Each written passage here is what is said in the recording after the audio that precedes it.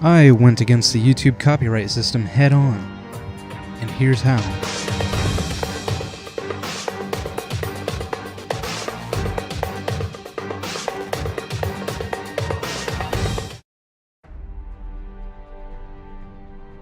Keep in mind that this is just my story, and it may or may not help you if you're in a similar situation.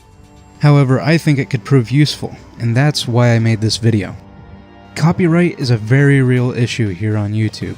The system can be abused in many ways. There can be abuse with YouTubers using copyrighted songs without any creative input or permission granted from the copyright owner, but due to YouTube's system and companies on the lookout, it doesn't seem to be a very prevalent issue.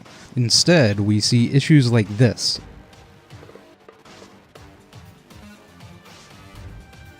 A case where I should be able to upload a video without issues, but instead I need to resort to frustrating and annoying measures such as re-uploading, because no one made things clear on what I could and couldn't actually do, and just made it seem like I could use their content. This video I ended up deleting. However, there was another video I made where I was very careful about the music I chose.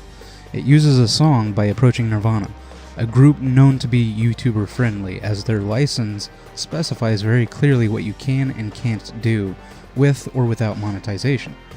I abided by these rules, and yet my video was still claimed by APM Music, which I would assume to be Approaching Nirvana's record label. It was its own monetized unique video, just with background music, so you can hopefully see why this isn't okay. Anyway, the next thing I did was try to contact someone to get this situation sorted out. I first tweeted Approaching Nirvana just in case they'd be able to contact APM or give me some direction, because they're pretty good about responding to people.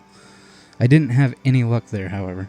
I then tried contacting APM through their Twitter account. They don't really respond to fans though, so that's unfortunately an unreliable method. This is also where I found that many other people have similar issues to my own.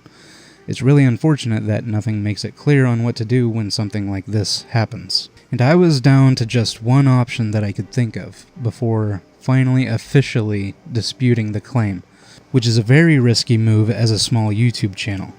That last resort was email. After finding the contacts page for their website, I emailed them this, essentially just me explaining the situation. I waited for a while, probably somewhere between 12 hours and a day before I got a response. It was pretty quick. When I did get done, this is what they had to say. And sure enough, the claim was gone.